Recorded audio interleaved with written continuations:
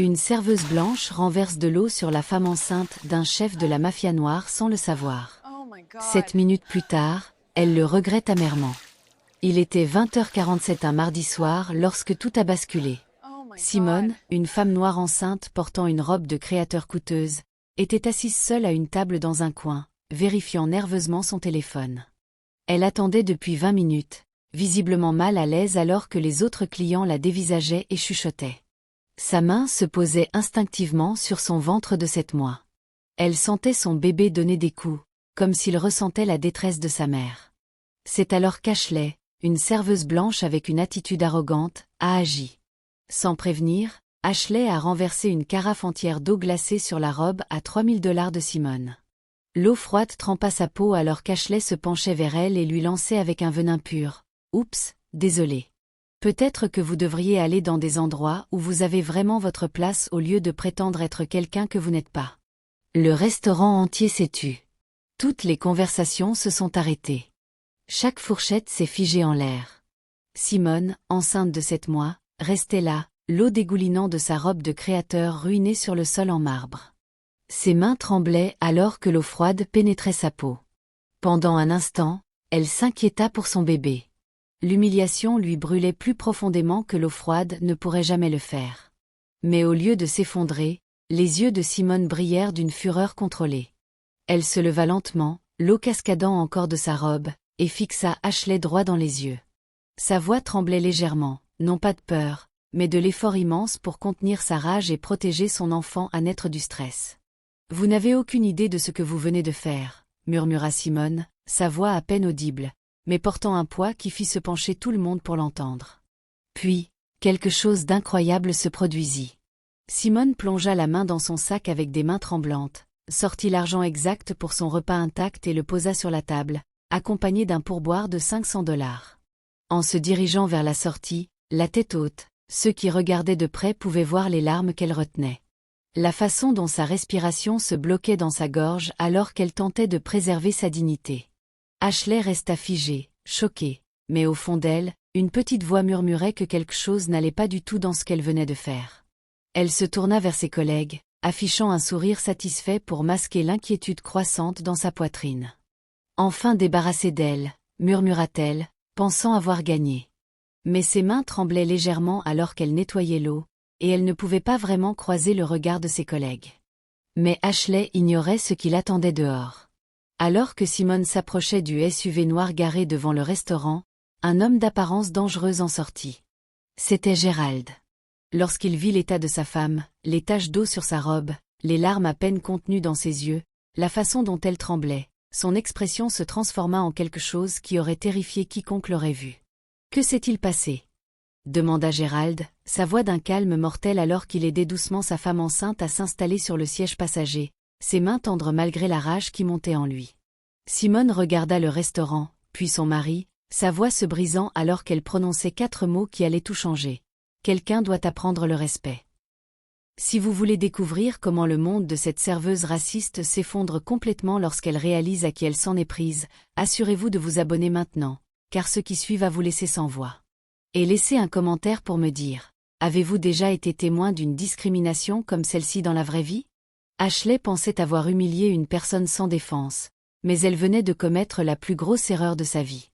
Ashley Morrison avait 26 ans, était mère célibataire et travaillait à double shift au restaurant Charlie dîner juste pour survivre. Elle était amère, épuisée, et vivait à peine dans un petit appartement où les murs semblaient se refermer sur elle chaque nuit. 3 semaines plus tôt, elle avait été écartée d'une promotion qui aurait changé sa vie, et ce rejet la rongeait comme de l'acide. Chaque nuit, elle restait éveillée, se demandant pourquoi sa vie était devenue un tel combat, pourquoi tout le monde semblait avoir la vie facile alors qu'elle s'épuisait pour des miettes. Mais ce n'était pas la première attaque raciste d'Ashley. Depuis des mois, elle ciblait les clients noirs bien habillés, faisant des commentaires sournois déguisés en plaisanterie, supposant qu'ils faisaient tous semblant d'avoir de l'argent qu'ils n'avaient pas. Chaque fois qu'elle le faisait, elle ressentait une satisfaction tordue, comme si rabaisser quelqu'un pouvait la relever de sa propre misère. La direction fermait les yeux parce qu'Ashley savait jouer la victime lorsque des plaintes étaient déposées, versant des larmes en prétendant être injustement ciblée. Ce qu'Ashley ignorait, c'est que la femme qu'elle venait d'humilier était le docteur Simone Cruz, une chirurgienne pédiatrique de 32 ans, diplômée de Harvard, qui sauvait des vies d'enfants pour gagner sa vie. Malgré une fortune de 50 millions de dollars, elle restait humble et gentille, n'oubliant jamais ses origines modestes. Gerald Cruz, le mari de Simone, était un homme d'affaires légitime qui possédait des entreprises de construction, des firmes de sécurité et des biens immobiliers dans 3 États. Son empire englobait des dizaines d'entreprises, toutes exploitées légalement. Mais il y avait des murmures sur ses connexions plus profondes. Des appels téléphoniques qui se terminaient brusquement lorsque Simone entrait dans la pièce. Des réunions avec des hommes qui parlaient en code et dont les yeux cachaient des secrets. Gerald s'était battu pour sortir de rien, construisant sa fortune pour elle. Le restaurant Charlie Dîner accueillait des millionnaires et des célébrités. Le genre d'endroit où un seul repas coûtait plus que ce qu'Ashley gagnait en une semaine. Le restaurant ne pouvait se permettre de perdre des clients, mais Ashley s'en fichait. Son amertume avait consumé sa capacité à penser rationnellement, et elle déversait ses frustrations sur quiconque elle considérait comme une cible facile. Quelques heures plus tard, Ashley jubilait comme si elle avait gagné à la loterie.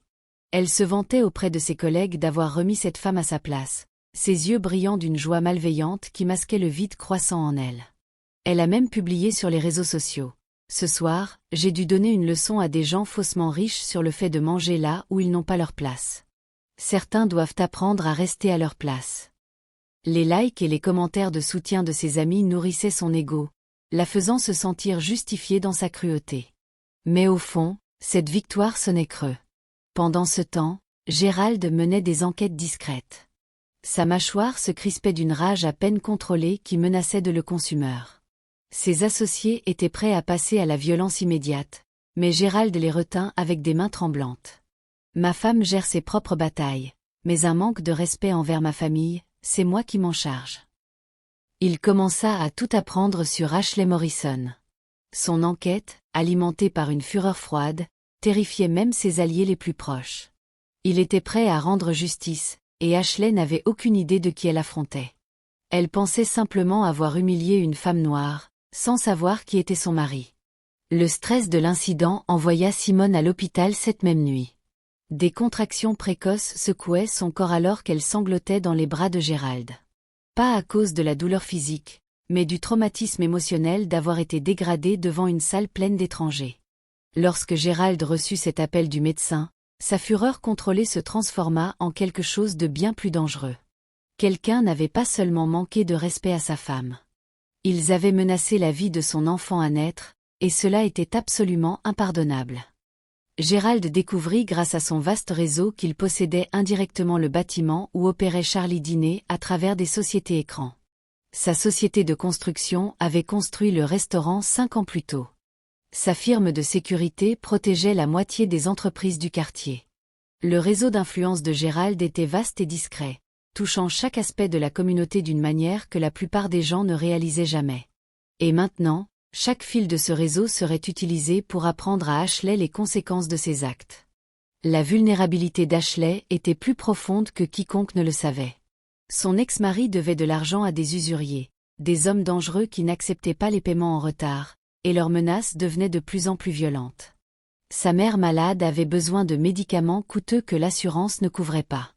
Des médicaments qui la maintenaient en vie, mais vidaient les maigres ressources d'Ashley. Son fils de 8 ans, Tyler, avait besoin d'une opération qu'elle ne pouvait pas payer. Une opération qui pourrait lui sauver la vie, mais qui restait hors de portée. Elle était noyée dans les dettes et le désespoir, s'en prenant à des innocents parce qu'elle ne pouvait supporter sa propre douleur et se sentait impuissante face aux forces qui écrasaient son esprit. Les connexions allaient encore plus loin que Gerald ne l'avait initialement réalisé. L'ex-mari d'Ashley avait emprunté de l'argent à l'un de ses associés 6 mois plus tôt. Les médicaments vitaux de sa mère provenaient d'une pharmacie située dans un bâtiment appartenant à Gerald par le biais d'une société subsidiaire. Le fils d'Ashley fréquentait l'école élémentaire de Washington, où Simone faisait du bénévolat en tant que médecin tous les vendredis, consacrant son temps libre à soigner des enfants pendant que leur mère répandait la haine et l'ignorance. Gerald construisait une image complète de la vie d'Ashley. Et ce qu'il découvrait était une femme si désespérée et vulnérable que la détruire serait presque trop facile. Mais Gerald ne s'intéressait pas aux victoires faciles. Il s'intéressait à la justice. Et la justice exigeait de la précision, de la patience, et une leçon qui ne serait jamais oubliée. 3 semaines après l'incident, le monde d'Ashley commença à s'effondrer de manière qui semblait être de cruelles coïncidences, mais qui était en réalité Gerald Cruz exécutant la destruction la plus calculée imaginable. Ses heures au Charlie dîner furent réduites de 40 à 25. Lorsqu'elle supplia son manager pour une explication, les larmes dans ses yeux étaient réelles. Pour la première fois en des mois, le restaurant perdait des clients après que la vidéo virale s'était répandue sur toutes les plateformes de réseaux sociaux. Les clients de haut profil annulaient leurs réservations avec des voix pleines de dégoût et d'indignation morale. Le loyer de son appartement augmenta mystérieusement de $400 par mois. Lorsqu'Ashley appela la gestion immobilière, sanglotant au téléphone et plaidant pour de la clémence, ils invoquèrent de nouvelles politiques et des ajustements de marché avec une froide indifférence. Ce qu'Ashley ignorait, c'est que la société immobilière de Gerald avait discrètement acquis son immeuble par le biais d'une société écran 2 semaines après l'incident. Les changements de politique étaient parfaitement dans leurs droits légaux, et les avocats de Gerald s'étaient assurés que chaque document était inattaquable. La prime d'assurance de sa voiture augmenta soudainement de 60% après un examen de routine qui révéla qu'elle était désormais classée comme conductrice à haut risque. Lorsqu'Ashley cria sur le représentant du service clientèle, exigeant des explications qui ne vinrent jamais, sa voix se brisa de désespoir. La compagnie d'assurance prétendait avoir découvert des incidents antérieurs justifiant l'augmentation. Des incidents qui n'existaient que dans des documents soigneusement fabriqués par les hommes de Gerald. En un mois, Ashley se noyait dans un océan de ruines financières. Elle ne comprenait pas pourquoi tout s'effondrait en même temps, pourquoi l'univers semblait conspirer contre elle. Elle accepta des shifts supplémentaires partout où elle pouvait, travaillant comme serveuse pour des traiteurs, nettoyant des bureaux la nuit, faisant n'importe quoi pour gagner de l'argent. Mais son corps était épuisé et son esprit se brisait. Peu importe à quel point elle travaillait dur, l'argent devenait plus rare que jamais. Les coûts des médicaments de sa mère continuaient d'augmenter à cause de problèmes de chaîne d'approvisionnement. Les factures médicales de son fils s'accumulaient alors que son état empirait. Les créanciers de son ex-mari appelaient plus fréquemment, leur voix devenant de plus en plus menaçante à chaque conversation. Ashley commença à blâmer tout le monde pour ses problèmes croissants. Des larmes de frustration coulaient sur son visage pendant des nuits blanches. La direction du restaurant était incompétente et injuste. L'immeuble était géré par des propriétaires cupides qui s'en prenaient aux locataires en difficulté. La compagnie d'assurance était corrompue et malveillante. Elle pointait un doigt accusateur sur tout le monde sauf elle-même, ne considérant jamais que ses actions pourraient avoir des conséquences bien au-delà de cet unique moment de cruauté. Pendant ce temps, Gerald orchestrait chaque mouvement avec une précision chirurgicale. Son cœur était froid de vengeance calculée, mais brûlant d'un amour protecteur pour sa famille. Il n'avait pas besoin de violence ou de menaces directes. Il avait quelque chose de bien plus puissant, une influence tissée à travers des canaux commerciaux légitimes comme une toile d'araignée invisible et la patience de regarder le monde d'Ashley s'effondrer lentement et complètement. Mais Simone découvrit ce que son mari faisait. Et au lieu d'être horrifiée, elle ressentit une sombre satisfaction qui la surprit elle-même. « Je veux m'assurer qu'elle comprenne exactement ce qui arrive quand quelqu'un manque de respect à notre famille, » dit-elle. Gerald leva les yeux de ses papiers, surpris par la froideur dans la voix de sa femme. Il voyait que quelque chose avait fondamentalement changé en Simone. La douce doctoresse était toujours là, mais en dessous brûlait un feu qu'il n'avait jamais vu auparavant. « Je pensais que tu voudrais que j'arrête. Je pensais que ce serait trop pour toi, » dit Gerald. Simone était consumée par des émotions contradictoires dans son cœur. Mais la vengeance prenait le dessus. L'humiliation était encore vive dans sa mémoire. Le choc de l'eau froide, les mots racistes, les rires des autres clients, le stress qu'il avait envoyé à l'hôpital et menacé leur enfant à naître. « C'est une mère célibataire avec un enfant malade, » dit Simone, sa voix dépourvue de la compassion qui la définissait habituellement. « Bien. Peut-être qu'elle comprendra maintenant ce que ça fait d'être impuissant, de voir quelqu'un qu'on aime souffrir pendant que d'autres décident de votre destin. » La voix de Gerald portait une note d'inquiétude. Il voulait justice pour sa femme, mais voir cette fureur froide dans ses yeux l'inquiétait, même lui. « Es-tu sûr de ça ? Une fois qu'on emprunte ce chemin, il n'y a pas de retour en arrière. » La voix de Simone se brisa d'une émotion amère. ses propres larmes coulant alors qu'elle se souvenait de l'humiliation qui hantait encore ses rêves. Elle a versé de l'eau sur moi pendant que j'étais enceinte, m'a insultée devant des étrangers, a essayé de détruire ma dignité à cause de la couleur de ma peau. Elle m'a fait sentir comme rien, Gérald, comme si je ne méritais pas d'exister dans le même espace qu'elle. Il n'y a pas de limite à aller trop loin quand quelqu'un essaie de vous priver de votre humanité. Gérald observa sa femme avec une inquiétude croissante. La femme qu'il avait épousée était gentille, compatissante, dévouée à la guérison. Mais la femme assise devant lui maintenant avait été forgée dans le feu de l'humiliation et de la haine, et il réalisa que le racisme d'Ashley avait fait plus que blesser Simone. Il l'avait fondamentalement changée. « Que veux-tu que je fasse ?» demanda Gérald doucement. Le sourire de Simone était tranchant comme une lame. « Je veux qu'elle perde tout, tout comme elle a essayé de me faire perdre ma dignité. Je veux qu'elle comprenne que les actions ont des conséquences. » Et Gérald, elle le regarda avec des yeux sans aucune trace de pitié. « Je veux qu'elle sache que c'était moi. Je veux qu'elle sache que la femme qu'elle pensait être en dessous d'elle est celle qui a fait s'effondrer tout son monde. » Pour la première fois depuis le début de tout cela, Gérald sentit un frisson lui parcourir l'échine. Il avait déclenché quelque chose chez sa femme qui pourrait être impossible à contrôler. Et il se demandait si Ashley Morrison avait la moindre idée que la douce doctoresse qu'elle avait attaquée était devenue son ennemi le plus dangereux. Le stress de ce dilemme antérieur prenait un lourd tribut sur la grossesse déjà fragile de Simone. Les complications revinrent avec une vengeance. Plus de contractions qui la laissaient haletante, plus de visites à l'hôpital qui remplissaient Gérald de terreur. Son médecin lançait des avertissements de plus en plus sévères sur le travail prématuré, sur le danger réel que le stress représentait pour la mère et l'enfant à naître. Et tout cela était arrivé à cause de l'humiliation qu'elle avait reçue d'Ashley. Lorsque Gérald reçut un autre appel urgent de l'hôpital, ses mains tremblaient alors qu'il traversait la circulation pour rejoindre sa femme. Quelque chose changea fondamentalement en lui. Ses instincts protecteurs s'emballèrent, consumant toute pensée rationnelle avec le besoin primal d'éliminer toute menace contre sa famille. Ce n'était plus seulement une question de manque de respect. Ce n'était plus seulement une question d'honneur ou de vengeance. Les actions de quelqu'un menaçaient désormais activement la vie de son enfant, et cela rendait tout personnel d'une manière qui l'effrayait, même lui. Gérald réalisa avec une clarté cristalline que le racisme d'Ashley n'avait pas seulement humilié sa femme, il avait créé une réaction en chaîne dévastatrice de stress qui mettait maintenant en danger l'existence même de sa fille à naître. Chaque contraction que Simone ressentait, chaque larme qu'elle versait dans la peur et la douleur, chaque nuit blanche qu'il passait à s'inquiéter du travail prématuré pouvait être directement reliée à ce moment où Ashley avait décidé de verser de l'eau sur une femme enceinte à cause de la couleur de sa peau. La vengeance qui suivit vous choquera jusqu'au plus profond de votre être. Mais d'abord, pensez-vous que la destruction systématique de la vie d'Ashley par Gérald était justifiée, ou est-il allé trop loin? Partagez vos pensées dans les commentaires, et si vous aimez cette histoire, likez, car la confrontation qui va suivre va vous époustoufler. 3 semaines après cette nuit fatidique au Charlie dîner, la vie d'Ashley devint un cauchemar vivant qui semblait sans fin. Tout commença par un appel téléphonique qui brisa son monde complètement et pour toujours. Le fils d'Ashley, Tyler, âgé de 8 ans, s'effondra à l'école pendant la récréation, se tenant la poitrine et cherchant l'air qui ne venait pas.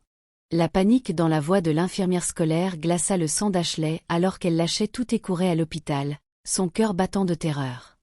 Les médecins des urgences délivrèrent une nouvelle qui ressemblait à une sentence de mort. Tyler avait besoin d'une chirurgie cardiaque immédiate pour réparer un défaut congénital qui était soudainement devenu mortel. Sans l'opération, dans les 48 heures, son précieux fils pourrait mourir. Et cette pensée plongea Ashley dans une spirale de désespoir absolu qui menaçait de consumer sa santé mentale.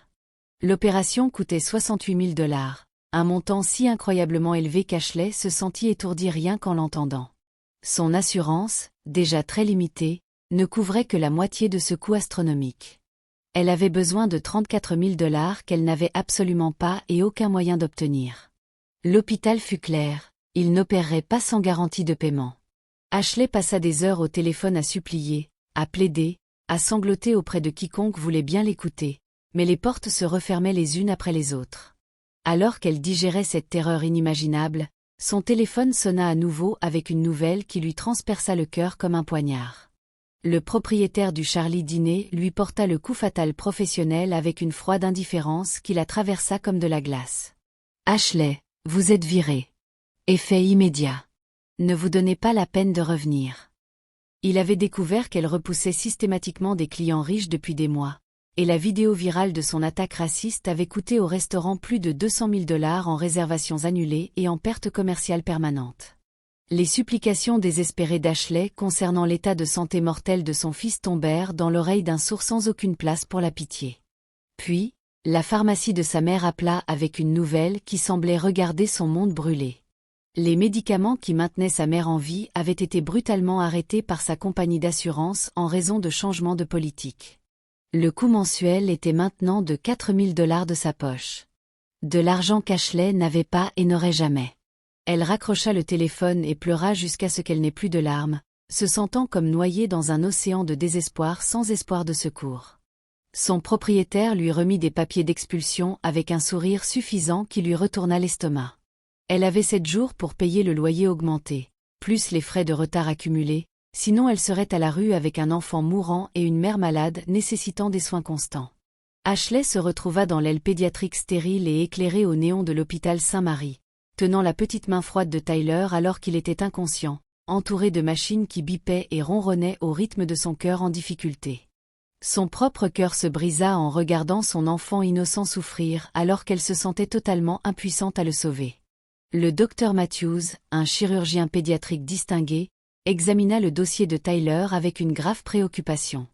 Son expression était sérieuse alors qu'il expliquait la complexité de l'état de Tyler et l'urgence de l'opération. « Je ne vais pas vous mentir, Madame Morrison, » dit le docteur Matthews, sa voix lourde d'une préoccupation professionnelle.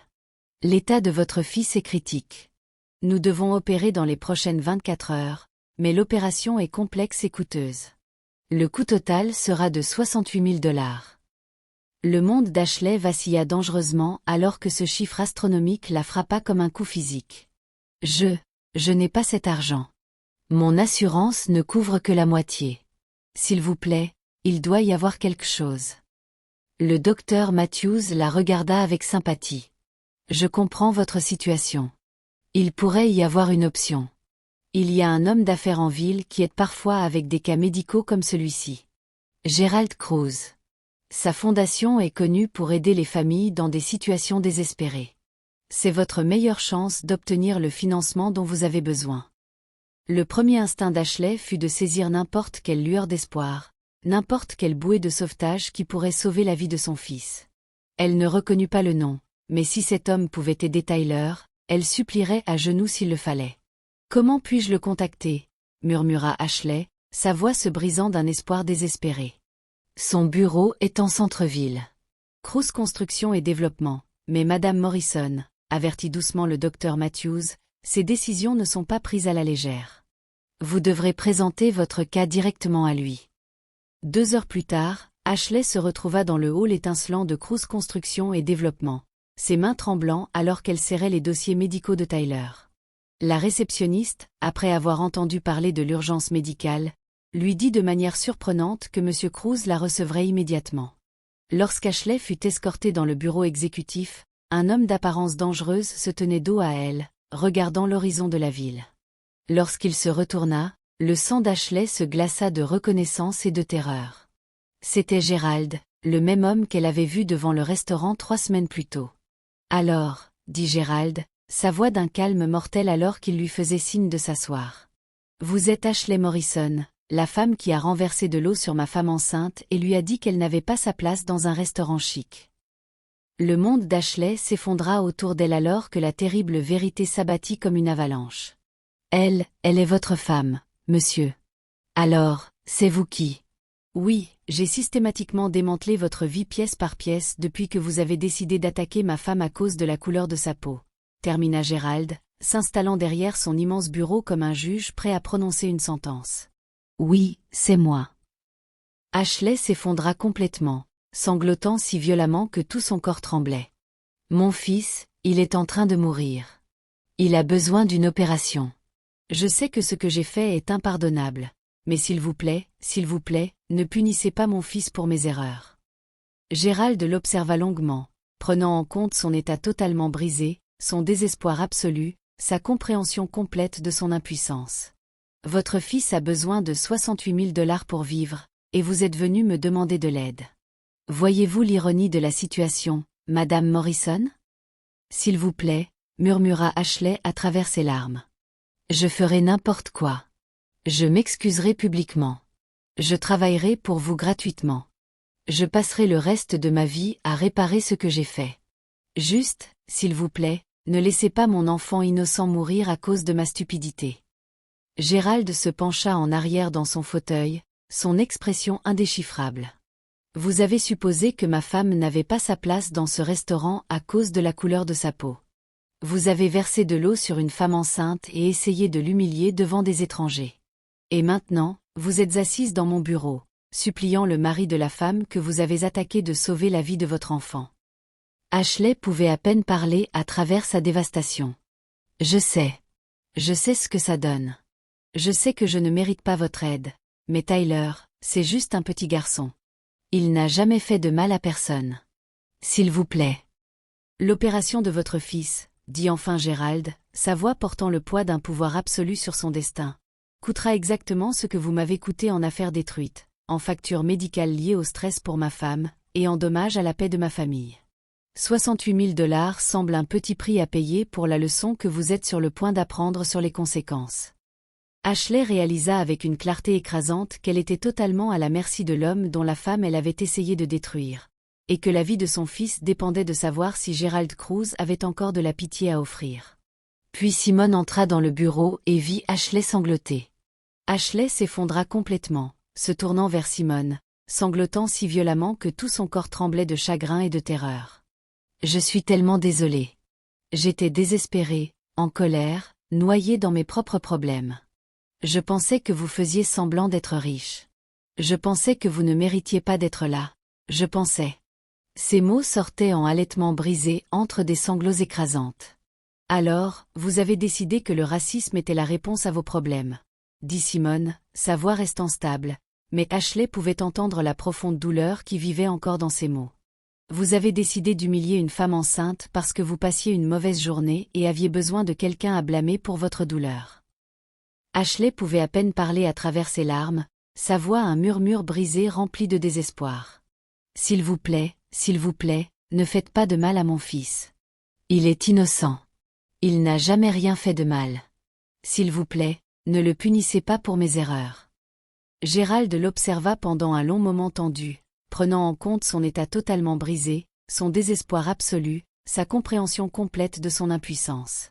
À ce moment, Ashley réalisa avec une clarté écrasante qu'elle avait été détruite par des personnes qui étaient infiniment meilleures qu'elle ne l'avait jamais été. Et cette réalisation coupait plus profondément que n'importe quelle punition physique ne pourrait jamais le faire. Simone, regardant Ashley, sentit son cœur compatissant revenir.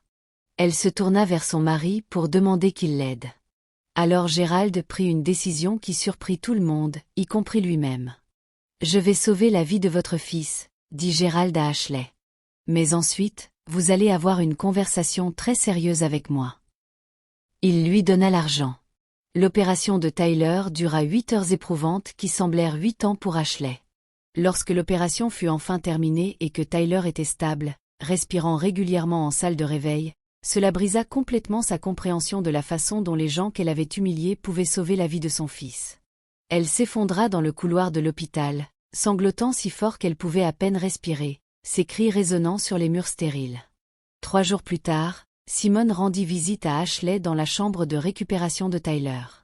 Ashley avait à peine mangé, à peine dormi, consumée par une culpabilité et une haine de soi si profonde qu'elle la rendait physiquement malade.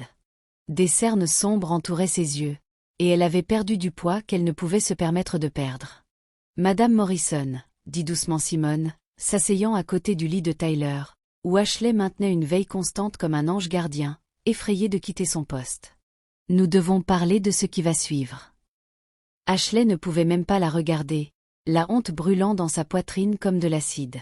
« Je pense sans cesse à votre bébé, » murmura-t-elle, sa voix rauque à force de pleurer. « Quand j'ai versé cette eau sur vous, vous étiez enceinte de 7 mois. J'aurais pu blesser votre enfant. J'aurais pu vous faire perdre votre bébé à cause de ma colère et de mon amertume. Quel genre de monstre cela fait-il de moi? Les propres yeux de Simone se remplirent de larmes, non pas pour elle-même, mais pour la femme complètement brisée assise devant elle.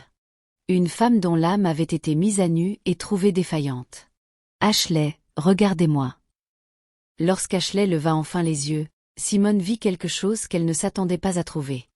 Un remords sincère si profond et transformateur qu'il avait changé tout le visage d'Ashley. La haine avait disparu, brûlée par la souffrance, et remplacée par une douleur brute presque insupportable à voir. « Vous avez un choix à faire, » dit Simone, sa voix douce mais portant le poids d'une finalité absolue. La terreur d'Ashley était absolue. Mais elle trouva ce mot sa voix à travers la peur. « Je le mérite. Je mérite tout ce qui m'est arrivé pour ce que je vous ai fait. Il n'y a pas d'excuse. Il n'y a pas de justification. Je suis une personne horrible qui a blessé une femme innocente à cause de la couleur de sa peau. » Simone continua, sa voix lourde du poids d'offrir la grâce à quelqu'un qui ne la méritait pas. « Vous pouvez choisir la rédemption. Mais ce n'est pas seulement une question de faire des excuses publiques ou de passer par l'émotion du changement. Il s'agit de transformer fondamentalement qui vous êtes au plus profond de vous-même. Il s'agit de faire face à la laideur dans votre âme et de choisir de devenir quelqu'un digne de l'amour et du respect de votre fils. » Les excuses publiques d'Ashley devinrent un moment viral de vulnérabilité humaine brute qui toucha des millions de personnes et déclencha des conversations sur le racisme et la rédemption à travers le pays. Debout devant le Charlie dîner, où son voyage dans les ténèbres avait commencé, Ashley ne lut pas simplement des remarques préparées par des avocats. Elle parla d'un cœur qui avait été complètement brisé et examiné à la lumière crue des conséquences. « Il y a 3 semaines, j'ai versé de l'eau glacée sur une femme noire enceinte parce que je supposais qu'elle n'avait pas sa place dans un restaurant chic, » dit Ashley, des larmes coulant sur son visage alors que les caméras enregistraient chaque mot. Mais la vérité est bien pire que ce que cette simple phrase peut exprimer. Je n'ai pas seulement supposé qu'elle n'avait pas sa place. Je voulais lui faire mal. Je voulais l'humilier parce que je me noyais dans mes propres échecs, et ça faisait du bien de faire sentir à quelqu'un d'autre aussi petit et sans valeur que je me sentais à l'intérieur. Sa voix se brisa complètement, l'émotion brute rendant ses mots à peine audibles. Le docteur Simone Cruz est une chirurgienne pédiatrique qui sauve des vies d'enfants tous les jours. Elle vaut 50 millions de dollars mais fait du bénévolat dans des cliniques gratuites. Elle est tout ce que je prétendais qu'elle n'était pas. Tout ce que je ne pourrais jamais être. Mais même si elle avait été pauvre, même si elle avait lutté exactement comme moi, ce que j'ai fait serait toujours totalement impardonnable. Ashley regarda directement la caméra, ses yeux rouges et gonflés, mais brûlants d'une détermination désespérée. J'ai empoisonné mon propre fils avec ma haine. Il a 8 ans, et il apprenait de moi qu'il était acceptable de maltraiter les gens à cause de leur couleur de peau. La femme que j'ai essayé de détruire avec mon racisme a sauvé sa vie, et j'ai presque ruiné sa chance de devenir une bonne personne en lui apprenant à haïr. Elle fit une pause, luttant pour se ressaisir alors que l'émotion menaçait de la submerger complètement. Je ne demande pas le pardon parce que je ne le mérite pas. Je demande la chance de passer le reste de ma vie à prouver que les gens peuvent changer, que les pires parties de nous-mêmes ne doivent pas nous définir pour toujours, que l'amour peut pousser dans un sol empoisonné par la haine. Ashley ne se contenta pas d'assister à des formations sur la diversité. Elle s'y plongea avec l'intensité désespérée de quelqu'un essayant de sauver son âme de la damnation. La première session la brisa à nouveau lorsqu'elle entendit histoire après histoire de personnes qui avaient vécu exactement ce qu'elle avait fait subir à Simone. Un homme d'affaires noir prospère raconta avoir été suivi dans les magasins par des agents de sécurité qui supposaient qu'il était un voleur.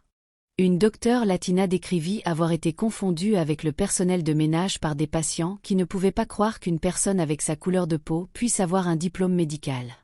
Une mère noire partagea à travers ses larmes comment ses enfants avaient déjà fait face au racisme à l'école, rentrant chez eux en pleurant parce que leurs camarades disaient qu'ils n'avaient pas leur place. Ashley réalisa avec une clarté écœurante qu'elle faisait partie d'un vaste système de cruauté qui s'étendait bien au-delà de son seul acte de haine. Un système qui causait de la douleur chaque jour à des personnes innocentes qui voulaient simplement vivre leur vie avec dignité. Au centre pour femmes enceintes, Ashley rencontra Maria, une jeune mère noire qui lui rappelait douloureusement Simone. Maria était effrayée, seule, et luttait pour payer les soins prénataux pour le bébé qui grandissait en elle. Lorsqu'Ashley s'approcha pour l'aider, la méfiance instinctive de Maria brisa le cœur d'Ashley. Elle reconnut la lassitude de quelqu'un qui avait été blessé auparavant par des gens qui ressemblaient à Ashley. Je sais que vous n'avez aucune raison de me faire confiance, dit Ashley à Maria, sa voix épaisse d'émotion et d'humilité. Mais je veux aider parce que j'ai besoin de prouver à moi-même que je peux être meilleure que la personne que j'étais. J'ai besoin d'apprendre à guérir au lieu de blesser. Lentement, au fil de semaines de petits actes de gentillesse et de soins sincères, Maria commença à faire confiance à Ashley.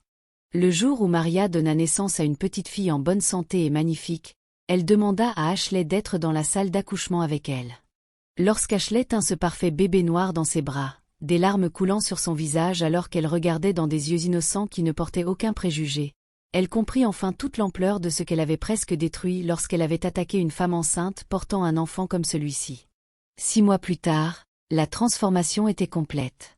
Mais les émotions qui guidaient la nouvelle vie d'Ashley étaient encore plus profondes qu'auparavant. Elle était devenue une fervente défenseur de l'égalité dans l'industrie des services. Mais plus que cela, elle était devenue quelqu'un dont son fils pouvait être fier au lieu de porter la honte héritée. Lorsque Simone et Gérald entrèrent dans le restaurant Bella Vista 6 mois plus tard, où Ashley travaillait maintenant, avec leur nouvelle-née, Isabella, dormant paisiblement dans son porte-bébé, les émotions d'Ashley menaçaient de la submerger complètement. C'était le moment qu'elle espérait désespérément et qu'elle redoutait absolument. Son cœur battait d'un mélange d'anxiété, de gratitude et d'amour débordant pour la famille qui avait choisi la pitié plutôt que la destruction. « Docteur et Monsieur Cruz », dit Ashley, sa voix stable, mais ses yeux brillants de larmes de joie et de gratitude non versées. « Bienvenue au Bella Vista. C'est un honneur de vous servir ce soir. » Simone regarda Ashley, vraiment, avec des yeux qui semblaient voir dans son âme même, et vit quelqu'un complètement transformé de l'intérieur. La femme amère et en colère avait disparu, brûlée par la souffrance, et remplacée par quelqu'un rayonnant de chaleur sincère et de sagesse durement acquise, né de la traversée du feu et du choix de devenir de l'or plutôt que des cendres. « Ashley », dit doucement Simone, sa voix portant un pardon qu'Ashley apprenait encore à accepter. « Comment vas-tu ? » « Je deviens quelqu'un dont mon fils peut être fier, » répondit Ashley, sa voix pleine d'une détermination tranquille et d'une gratitude débordante qui menaçait de se transformer en larmes.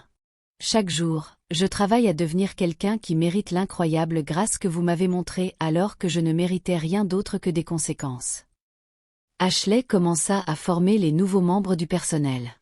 Chaque personne qui passe cette porte est l'enfant de quelqu'un, le parent de quelqu'un, tout pour quelqu'un, dit Ashley au nouveau serveur.